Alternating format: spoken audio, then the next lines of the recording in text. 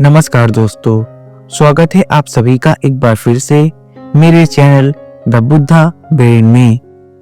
जैसा कि आप सभी जानते हैं, जो शीर्षक मैं आपके सामने प्रस्तुत कर रहा हूँ उसे मैंने लिया है भगवान बुद्ध और उनका धम्म ग्रंथ से। पिछली वीडियो में हमने देखा था कि महाराज प्रसन्नजीत ये भगवान बुद्ध के पास आए। भगवान बुद्ध और प्रसन्नजीत के बीच काफी लंबी वार्तालाप हुई। उस वार्तालाप का परिणाम यह हुआ कि महाराज प्रसन्नजीत ने भगवान बुद्ध की शरण ग्रहण कर ली। यह भगवान बुद्ध की एक बहुत बड़ी खासियत थी कि जो कोई भी उनसे मिलता या वार्तालाप करता था वह उनकी शरण में चला जाता था, वह उनका ही होकर रह जाता था। तो आइए आपको आज की इस वीडियो से जोड़ते हैं। एक समय की बात है, जीवक नाम का एक लड़का था। उसने राजगृह के एक वैश्या के घर जन्म ग्रहण किया था। जन्म के तुरंत बाद ही उसे एक टोकरी में डालकर कूड़े की एक ढेरी में फेंक दिया गया। अज्ञात पिता का पुत्र जो था, बहुत से लोग कूड़े के ढेर के पास खड़े होकर बच्चे को देख रहे थे। राजकुमार अभय का उधर से गुजरना हुआ। उसने लोगों से पूछा, लोगों ने बताया यह जीवित है, इसीलिए उसका नाम जीवक पड़ा। अभय ने उसे अपना लिया और पालन पोषण कर बड़ा किया। जब जीवक बड़ा हुआ तो उसे पता लगा कि किस प्रकार उसका जीवन सुरक्षित रहा है। उसकी उत्कट अभिलाषा हुई कि वह अपने आप को दूसरों को जीवन बचाने के ही अधिकार में योग्य बनाए। इसीलिए वह अभय को बिना बताए ही तक्षशिला विश्वविद्यालय में पढ़ने के लिए चला गया और वहां उसने अध्ययन में 7 वर्ष बिताए। तक्षशिला यह प्राचीन भारत का एक बहुत ही बड़ा विश्वविद्यालय था जो बौद्ध धर्म से संबंधित था, जहां पर भगवान बुद्ध की शिक्षाएं प्रदान की जाती थीं। तो जब जीवक को यह पता चला कि किस प्रकार उसका जन्म हुआ और किस प्रकार उसके जीवन को सुरक्षित रखा गया, किस प्रकार लोगों ने उसकी जान को बचाया, तो उसने यह फैसला किया कि वह अपने आगे का जीवन लोगों की सेवा में ही बिताएगा। तब उसने विश्वविद्यालय तक्षशिला जाने का निश्चय किया और वहां जाके अध्ययन करने का प्रयास किया। वो वहां 7 वर्ष था। 7 वर्ष बाद राजगृह लौटकर उसने चिकित्सा करना आरंभ की और अचिर काल में ही बड़ी प्रसिद्धि प्राप्त कर ली। 7 वर्ष तक यह जीवक तक्षशिला में रहा, ज्ञान को अर्जित किया। उसके बाद वह वापस राजगृह लौटा और राजगृह लौटकर उसने चिकित्सा आरंभ कर दी और बड़ी जल्दी वह प्रसिद्ध हो गया। सर्वप्रथम उसने साकेत के एक सेठ की स्त्री की चिकित्सा की। उसके अच्छा हो जाने पर उसे 16,000 कांसाण पर एक दास, एक दासी और घोड़े सहित एक गाड़ी मिली। उसकी योग्यता जान अभय ने उसे अपने ही भवन में रख लिया। राजगृह में ही उसने राजा बिंबिसार का भयानक भगंदर रोग अच्छा किया था। कहा जाता है कि इससे प्रसन्न होकर राजा की सभी 500 रानियों ने अपने सभी गहने जीवक को दे दिए थे। उल्लेख करने लायक चिकित्साओं में से उसकी एक वह शल्य चिकित्सक थी जो जीवक ने राजगृह के एक सेठ की खोपड़ी की थी और दूसरी बनारस के उस श्रेष्ठी के लड़के जो अंतड़ियों के रोगों से चिरकाल से दुखी थे। जीवक को राजा ने अपना तथा अपने रनिवास का राजवैद्य नियुक्त किया, लेकिन जीवन की तथागत में बड़ी भक्ति थी। वह शाक्य मुनि गौतम और संघ का चिकित्सक था। वह तथागत का उपासक बना। भगवान बुद्ध ने उसे भिक्षुक नहीं बनाया, क्योंकि वह चाहते थे कि वह चिकित्सा द्वारा रोगियों और जीवकों की सेवा करता रहे। बिंबिसार की मृत्यु के अनंतर जीवक उसके पुत्र अजातशत्रु का भी चिकित्सक रहा। पितृ हत्या का पाप कर चुकने के बाद अजातशत्रु को तथागत के समीप लाने में मुख्य हाथ जीवक का ही था। जीवक जो था यह बहुत ही प्रसिद्ध हो चुका था और यह लोगों का चिकित्सा करता था। जब यह भगवान बुद्ध की शरण में गया तो भगवान बुद्ध ने इसे भिक्षुक नहीं बनाया, क्योंकि वह चाहते थे कि जीवक ऐसे ही रहे और भिक्षु संघ तथा लोगों की चिकित्सा कर उनकी सेवा करे। एक बार जब भिक्षुक संघ सहित भगवान बुद्ध कुरु देश में चारिका कर रहे थे, वह कुरु जनपद के ही तुल्यकोठी नाम के एक निगम में ठहरे थे। जब कुरु वासियों को इसका पता लगा तो वे भगवान बुद्ध के दर्शनार्थ पहुंचे। जब वे आकर बैठ गए तब तथागत ने उन्हें धम्म उपदेश दिया। उपदेश श्रवण कर चुकने पर तुल्यकोठी के ब्राह्मण गृहपति उठे और श्रद्धा भक्ति पूर्व नमस्कार करके चले गए। उन ब्राह्मण गृहपतियों के बीच रक्तपाल नाम का एक तरुण बैठा था, जो कि एक श्रेष्ठ कुल उत्पन्न था। उसके मन में आया, जहां तक मैं समझ सकता हूँ, जिस धम्म का भगवान बुद्ध ने उपदेश दिया है, गृहस्थों में रहते हुए उसे उतनी पवित्रता, उतनी संपूर्णता के साथ आचरण में लाना आसान नहीं है। वह कैसा हो यदि बाल दाढ़ी मुंडा कासाय वस्त्र धारण कर गृहस्थ न रह प्रवर्जित बन जाए, घर बारी से दूर हो जाए। जब ब्राह्मण गृहपति अभी बहुत दूर नहीं भी गए होंगे, रक्तपाल भगवान बुद्ध के पास आया और अभिवादन कर चुकने के अनंतर उसने अपना विचार तथागत की सेवा में निवेदन किया। उसने प्रार्थना की कि उसे प्रवर्जा मिले और उपसंपदा मिले। तथागत ने पूछा, रक्तपाल, इसके लिए क्या तुम्हें अपने माता पिता की अनुज्ञा है? तब रक्तपाल ने भगवान बुद्ध का उत्तर देते हुए कहा, नहीं तथागत। तब भगवान बुद्ध ने कहा, जिन्हें माता पिता से अनुज्ञा प्राप्त नहीं होती, मैं उन्हें प्रवर्जित नहीं करता। तरुण बोला, मैं अनुज्ञा प्राप्त करने का प्रयास करूंगा।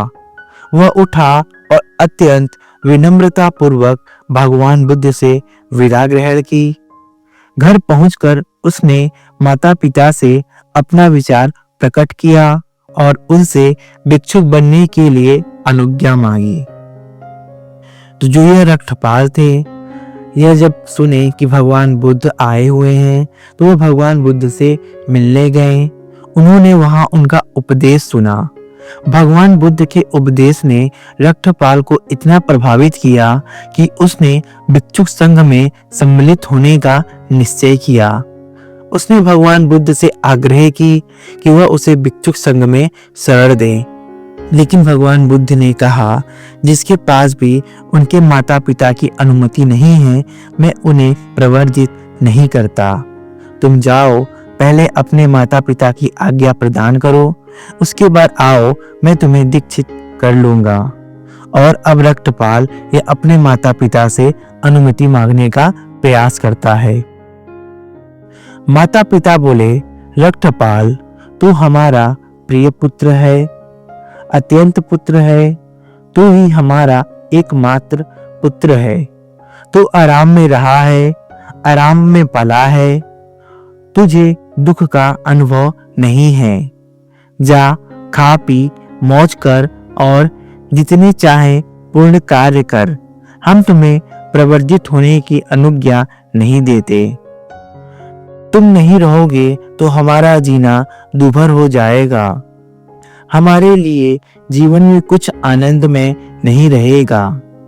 हम तुम्हें जीते जी घर से बेघर हो भिक्षुक बनने की अनुज्ञा क्यों दें? रक्तपाल ने दूसरी और तीसरी बार भी अपनी प्रार्थना दोहराई। उसके माता पिता का एक ही उत्तर था। जब वह इस प्रकार अपने माता पिता की अनुज्ञा प्राप्त करने में असफल रहा तो वह तरुण नंगी जमीन पर लेट गया और बोला, या तो मैं भिक्षुक बनूंगा या यहीं पड़ा मर जाऊंगा। इतना बड़ा संकल्प रक्तपाल का और इतनी बड़ी आस्था भगवान बुद्ध के प्रति कि वह मरने तक को तैयार है, लेकिन वह गृहस्थ जीवन नहीं बिताना चाहता। उसके माता पिता ने भिक्षुक बनने के प्रति अपना विरोध प्रकट करते हुए उससे उठ बैठने का बहुत आग्रह किया, लेकिन रक्तपाल मुंह से एक शब्द नहीं बोला। इस प्रकार बार बार आग्रह किया, तब भी रक्तपाल चुप ही रहे। उसके माता पिता ने रक्तपाल के मित्रों को सारी बात बताकर उनसे कहा कि वे अपनी ओर से रक्तपाल से आग्रह करें। उसके मित्रों ने 3 बार प्रयास किया, किंतु वह एक शब्द नहीं बोला। तब उसके मित्र रक्तपाल के माता पिता के पास गए और बोले, वहां वह जमीन पर पड़ा है, कहता है या तो भिक्षुक बनूंगा या वहीं पड़ा मर जाऊंगा। यदि तुम अनुज्ञा दे दो तो उसे भिक्षुक बनने पर भी देख सकोगे। यदि भिक्षुक जीवन में उसका मन नहीं रमेगा, अर्थात उसे भिक्षुक रहना अच्छा नहीं लगेगा, तो यहीं वापस चले आने के अतिरिक्त दूसरा क्या करेगा? आप उसे अपनी अनुज्ञा दे ही दें। अच्छा, हम अपनी अनुज्ञा देते हैं, किंतु भिक्षुक बन चुकने के बाद हमें मिलने के लिए आना होगा। जब रक्तपाल के माता पिता ने देखा कि रक्तपाल किसी भी कीमत पर तैयार नहीं है, वह भिक्षुक बनने के लिए ही उत्सुक है, तो उन्होंने एक शर्त रखी कि ठीक है, हम रक्तपाल को भिक्षुक बनने की अनुज्ञा देंगे, लेकिन हमारी शर्त यह है कि रक्तपाल को भिक्षुक बनने के बाद भी हमसे मिलने के लिए आना होगा। उसके मित्र तुरंत रक्तपाल के पास गए। उन्होंने उसे जाकर कहा, तुम्हारे माता पिता ने तुम्हें इस शर्त पर भिक्षुक बनने की अनुमति दी है कि भिक्षुक बनने पर भी तुम उनसे मिलने आओगे।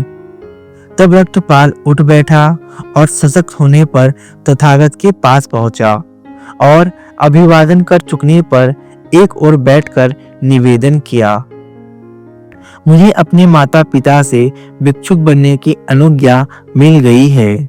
मेरी प्रार्थना है कि भगवान मुझे संघ में दीक्षित कर लें। रक्तपाल ने प्रवर्जा और उपसंपदा प्राप्त की। तुलकुट्टिट में यथेष्ट ठहर कर इसके 2 सप्ताह बाद भगवान बुद्ध चारिका के लिए श्रावस्ती की ओर चल पड़े। श्रावस्ती में अनाथ पिंडक के जेतवराम में विहार करने लगे। अकेले एकांत में रहते हुए सतत प्रयत्नशील रक्तपाल ने अचिर काल में ही उस उद्देश्य को प्राप्त कर लिया जिसकी प्राप्ति के लिए कुल पुत्र घर से बेघर हो भिक्षुक जीवन ग्रहण करते हैं। मतलब कि रक्तपाल ने शीघ्र ही उस अवस्था को प्राप्त कर लिया जिसके लिए सभी व्यक्ति घर बार छोड़कर संन्यास लेते हैं, यानी कि मानव का श्रेष्ठतम आदर्श। तब वह भगवान बुद्ध के पास गया और अभिवादन कर चुकने के अनंतर बोला, आपकी अनुज्ञा से मैं अपने माता पिता को देख आना चाहता हूँ। अपने चित्त से रक्तपाल के चित्त को जानकर और रक्तपाल के पुनः गृहस्थ न बनने के बारे में पूरी तरह आश्वस्त होकर तथागत ने उसे जाने की अनुमति दे दी।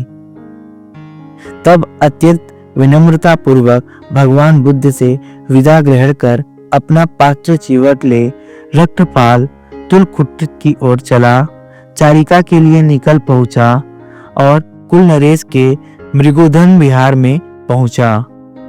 दूसरे दिन प्रातः जब वह भिक्षाटन के लिए निकला तो प्रत्येक घर के सामने भिक्षा के निमित्त खड़ा होता हुआ रक्तपाल अपने ही घर के द्वार पर आ पहुंचा। तो देखिए, जब यह रक्तपाल तुलकुठित पहुंचा तो वहां पे उसने भिक्षा मांगना स्टार्ट किया, क्योंकि भिक्षु का यह नियम था कि वो जो भी खाते थे वो भिक्षा मांग कर ही खाते थे। जो भिक्षा में मिलती थी वो खाते थे, अन्यथा वो व्रत करते थे। तो यह जब रक्तपाल तुलकुठित यानी कि अपने नगर पहुंचा तो वहां वह भिक्षा मांग रहा था।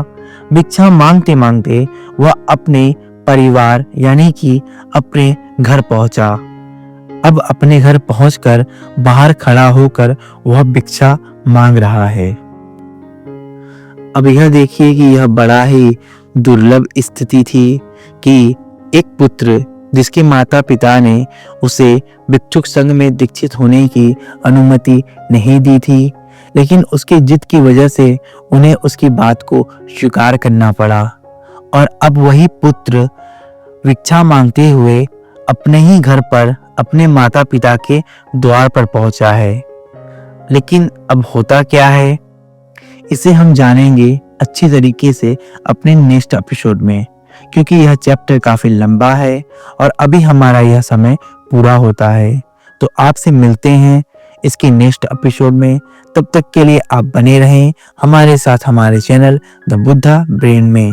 और यदि आप हमारे चैनल पर नए हैं तो हमारे चैनल को सब्सक्राइब कर लें, ताकि आने वाले वीडियो की नोटिफिकेशन आपको सबसे पहले मिल सके। तो मिलते हैं आपसे इसके आगे की कड़ी में अपने नेक्स्ट एपिसोड में।